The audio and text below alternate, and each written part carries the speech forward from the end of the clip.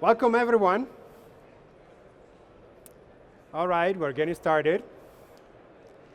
And my name is Renato Bonomini. I'm with ContentWise. I'm Vice President of Technical Services. And today I'll be talking to you about the driverless TV user experience. I'll try to be as quick as possible so that we'll loom for questions later on, or if you want just roam around and have lunch or anything else, just let me know. If you have any questions, just stop me anytime, and if I don't like it, I won't answer. So we'll see. Okay. All right, so what we're going to talk today about is machine learning, in particular machine learning applied to storefront automation. If you think of where we have been so far, where we are really today in terms of TV experience, you might be familiar with the usual EPG that shows up when you turn on your TV at home. And you turn on your EPG, your program guide, and it's very classic. Everyone knows about it. It has a list of what's going on tonight and timings and so on.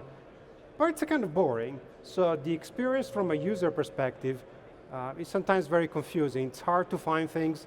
It's very difficult to navigate, to browse. And now, by raise of hands, how many times, or actually how many of you, have you ever been in a situation where you turn on your TV, you looked at the EPG, you spend your whole evening browsing through your 700 channels, and at the end realizing it's 10:30 p.m., it's time for bed, and you're going, okay, the night is gone, right? I periodically do this once a month, and then each time I ask myself, why am I going to do this again? Think of the operator itself. Well, okay, quite a few people, good. Think of the operator. The operator on the other side has very limited automation capabilities available today. So the quality of the data that they're using sometimes is very poor.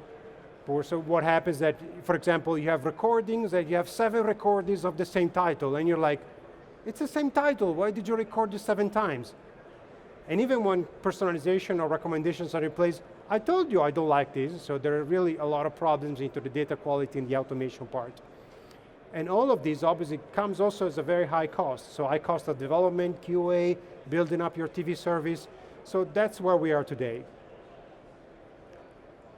Now, you're not the only one.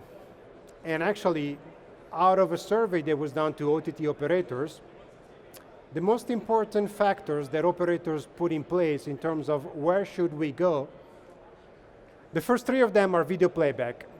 Everyone realizes today on the market that you need to have a nice video playback. No buffering, no blocking. Has to have the same experience that you will have on a regular TV from a broadcaster. Just like, for example, for OTT operators. We can't do much about that, so that's your problem. But you see, the next one that comes that it's really resonates well with what we do is the user experience and the content discovery. So 70% of the people in this survey realize that having a better user experience and content discovery is critical to the success of their OTT services. And what they say is that they need a compelling user experience and content discovery.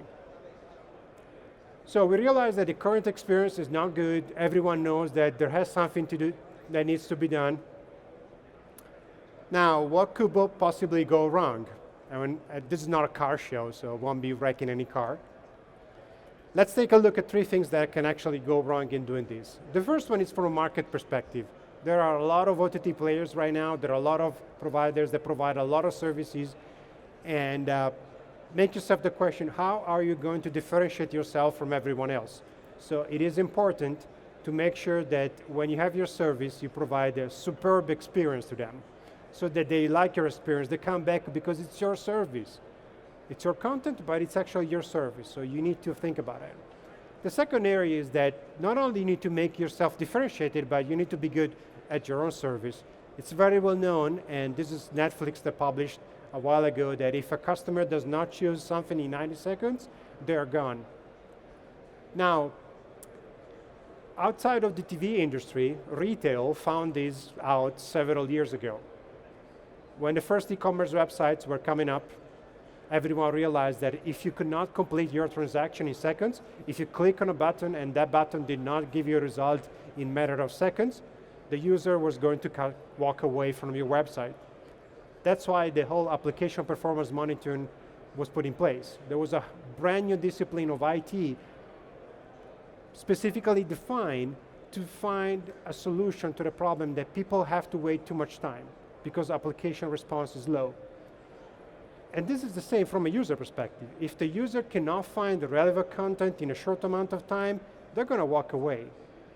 So unlike me, which I might spend an hour clicking down, down, down, down while I'm getting asleep on the sofa, really, you have a very limited amount of time when your users are going to make a selection and a choice. And they will notice by leaving your service. So if you're a subscription VOD service, for example, you want to keep your customers happy and you want to keep them subscribing over and over again. From a technical perspective, there are a lot of players involved in making your service available to the customers. You have UI developers, you have integration plumbers, the people that put all of the system together, from the data warehouse, to the billing system, to the delivery system, to the network, to CRM. All of the systems that go together, that's a very expensive cost of developing a service. And once you have developed, you have to maintain it over time. You have to change it. So every little change that you do to your service is going to cost you more money in development. These costs can be really telling up to much more than you can sustain to be profitable. So I just heard a couple of minutes ago that a company up in the UK, they spend 5 million developing a new service and it's never going to market. So they spend 5 million just in developers and it's never even going to market. So these are the things that can actually go wrong. Now, where ContentWise comes in place, it's with this next generation user experience automation software, and very usually we call it UX. So I'm going to say UX a few times, and you're free to throw me a bottle of water if I say UX too many times. First of all, at the center you have, once again, the user experience. On one side you have automation for the user interface, which has to be adaptive. For example, if I log on to the system, I'm going to see the choices that are most relevant to my user. It has to be self-tuning. If over time I've developed a passion for a certain genre or a certain director or actor, the system should tell me more about that actor. It should know more about myself. It should be personal. For example, if I log on to the service, how the user experience and the user interface look like should be associated to my own person. It should not be what everyone else gets. From an operator perspective, this is where the industry today is extremely immature. I've been with ContentWise, which is part of Moviri Group, for about 10 years. And I've always worked in enterprise IT and also in ContentWise, but I've done a lot of work myself in enterprise IT. When I started working a lot in the TV space, I realized that from a maturity perspective, there could be a lot more done, which is already done in enterprise IT, for example. So what we're doing here, we're taking our experience in the IT enterprise in terms of automation, improving how operators actually can operate, and giving them these abilities, what we call superpowers, to enable them to do better. And to do this with lower effort, with automation, and in particular with evidence-based marketing. So it has to be testing oriented. So that if you're not sure whether pink or red or blue is the best color for your homepage, you can actually test it out with A/B testing and see what works better. Now that's still an example, but what we essentially say at the end is that we take what is available with machine speed, with the automation part, what is available with you, with the human ingenuity, and we put it together to say human ingenuity at machine speed.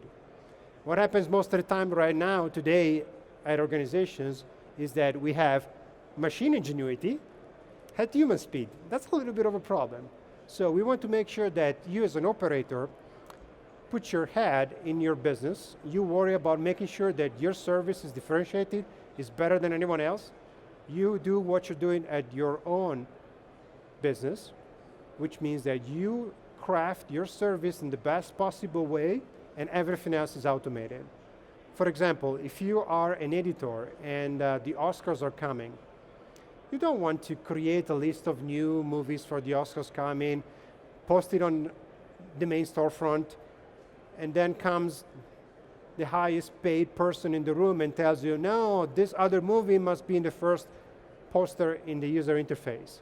What you want to do is you want to let the system understand what's best for the user who's currently using the system, automatically tuning the recommendations and what's being displayed in the content by the user taste and user preferences. At ContentWise, we do this in 3 different areas. The first one is we automate the digital storefront. As you can see here, for example, these are a couple of examples of digital storefronts. We have one on a tablet and one on a web-based applications. In both cases, you see by the shades of red right here that the most important space in the interface is the one on the top left. If you scroll on the right or if you scroll bottom, things become less relevant, less important. Now think of your own experience with an OTT service and think how many times you open up an application on your phone and you click here, you click there, you start swiping, you start scrolling and scrolling and scrolling and scrolling, and then you take a cloth and you clean up your iPhone because at that point, all this smudging with scrolling all the time. So you really have to make sure that the content is in a relevant position and it's automatically put in a relevant position for that person in that moment. Sure, we have bigger user interfaces, more space coming up, and higher resolution, retina displays, 4K, so it gives us more real estate. But the real important screen real estate is the one that matters, is the one in top position. So what we want to automate is the fact that the content goes in the right position at the right time with the right person. The second area that we focus on is making sure that we deliver an experience which is based on the person in front of your service. So for example, if you're Karen in Florida, you might get one user interface. And as you can see here, it has one specific look and feel. If you're Francisco in California, I got you switched, you will get a different user experience.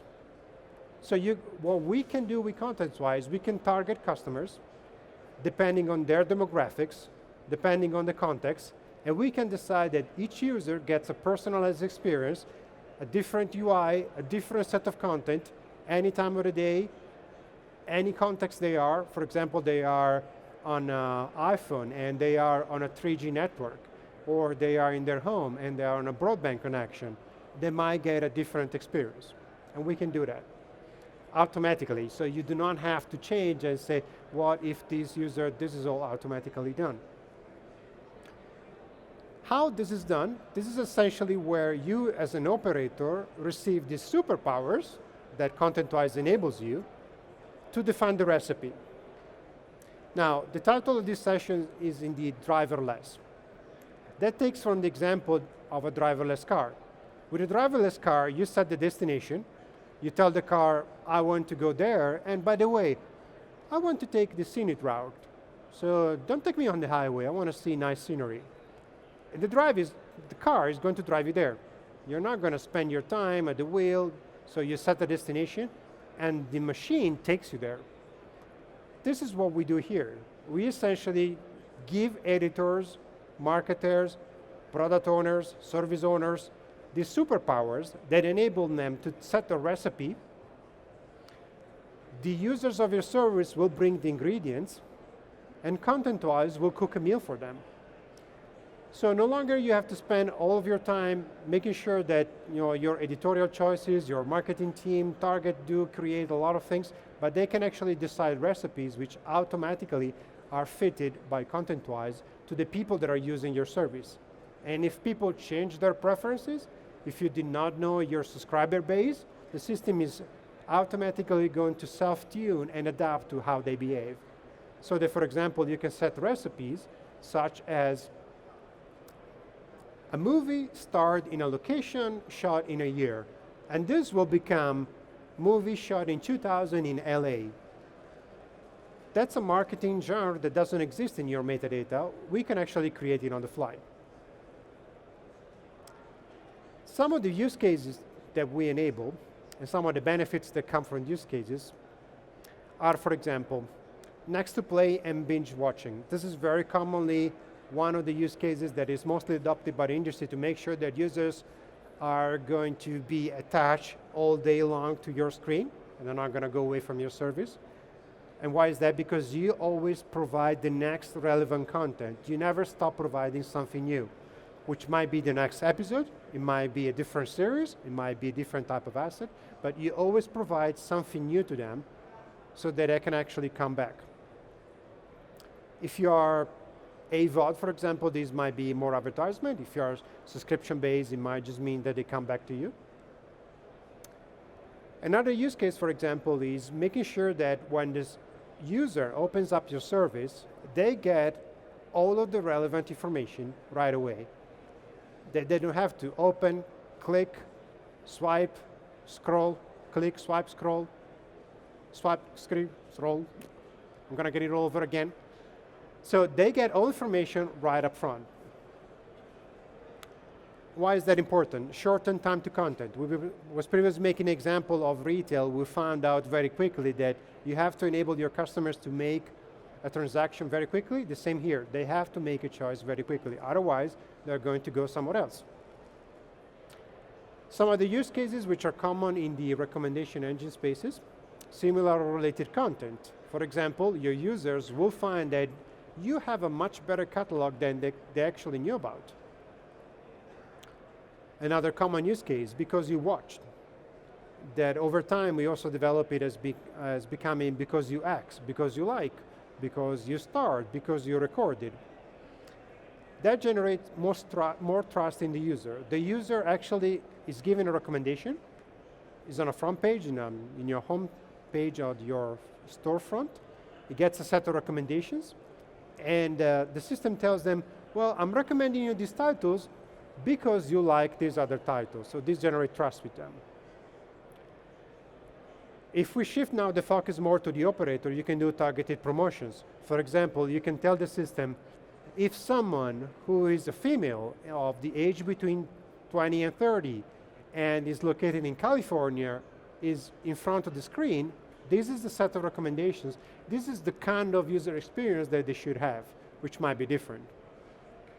It can be based on a date. It can be based on an hour of the day, on the context, on the person. So you can use all of that to do better targeted promotions. And then there are also some offline functionalities and use cases that we can cover that allow you to extend the experience of your users beyond using your service online in real time. For example, automatic recording. What if the system automatically recorded what you might like, so that when you come back home, you turn on the system and you get a series of movies which have been pre-recorded for you, instead of remembering yourself to record them. Oh, I forgot to put it on the DVR, it's already there. And it's already there because the system knows you might like that. Personalized emails. Things such as, for example, hey, did you know that there is a new movie from this actor? You can send it out to all the people in your subscriber base that might like that actor. Even if they did not explicitly tell you, you know that because they always watch content from that actor. Or you can do personalized notifications. Let's say that you search for Tom Cruise and you find a set of results, and now Tom Cruise comes up with a new movie, and you want to promote it to the people that search for Tom Cruise. So you can actually have that kind of notification personalized. And these are all offline examples. You do all of this within ContentWise by keeping full control of the user experience for the end users, but also the user experience of your service. So for example, this is a screenshot of a service, one of our customers, which is the traditional look and feel with one carousel on top and a series of stripes which contain different content. Like for example, you have top viewed, what's recommended for you, similar titles, so different use cases in the page. How does it look like when this is empowered by ContentWise? The screenshot you see in the middle is actually a screenshot out of our web-based admin console, where you can see that the editor or the owner of the service can go in and first of all define a page, define the target of that page, which is who should actually be the target for this look and feel of the page. And I can create a different target. If I have a page for kids, maybe there is a page for girls and a page for boys. They look different. Not only they have different content, they also look different. So you define the target, and you define what the content should be for that page. And each single area in the page becomes a widget, which you control what use case is associated to a widget. And what you can do, you can go in ContentWise in real time, you can change the look and feel of the user interface and change it on the fly. So once again, you define a target, you define a page structure, and you define use cases within that page structure. If we take a little bit more of detail, for example, of a use case, this is where we started. So about 10 years ago, ContentWise first came out on the market, and we started as a recommendation engine. And as a recommendation engine, we were doing things such as, if you like this movie, you might also like that movie. Now, that is one use case that we power. And as you can see, it's just one widget. So we have outgrown that experience, and now we provide what we call the user experience automation, where marketers, editorial teams can go in and they can actually automate all of the process of building the service themselves.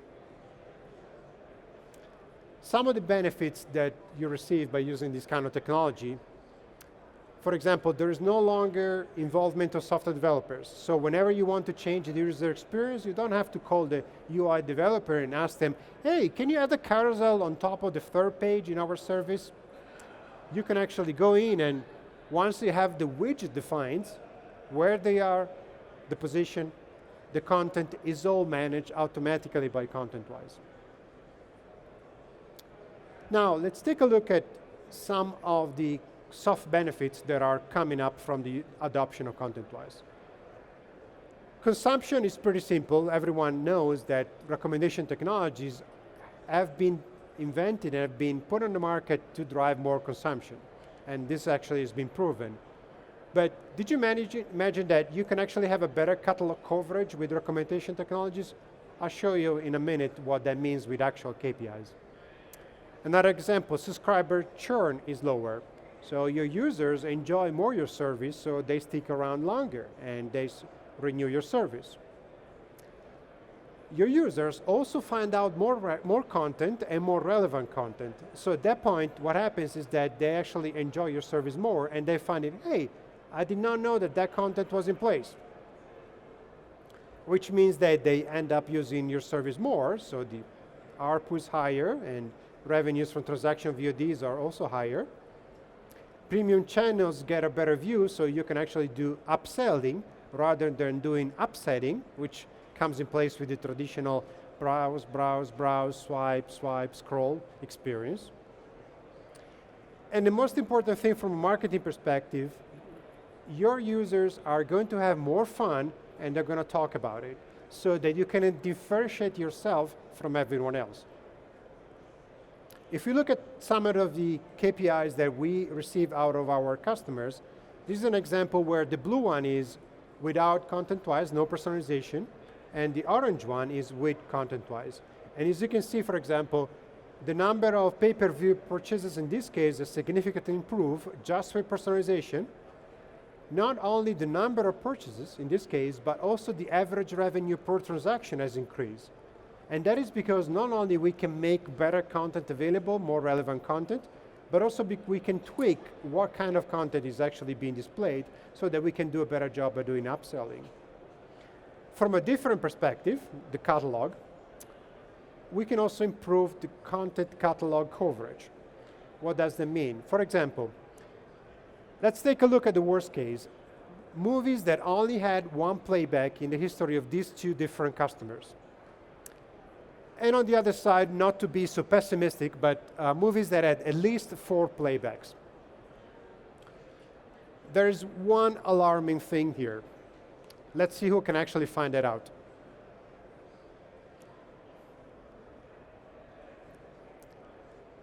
Titles with one playback, 62%. If you look at that from another perspective, 38% of the catalog for this customer, which is a telco up in Europe, was never watched by anyone. So can you imagine buying content, spending money for licenses, renewing those, and no one ever watches that content? That's really a problem. So once these customers adopted ContentWise, they saw a significant growth in how the catalog they have was actually being used. Up to the point where it's, as you can see, it's pretty significant.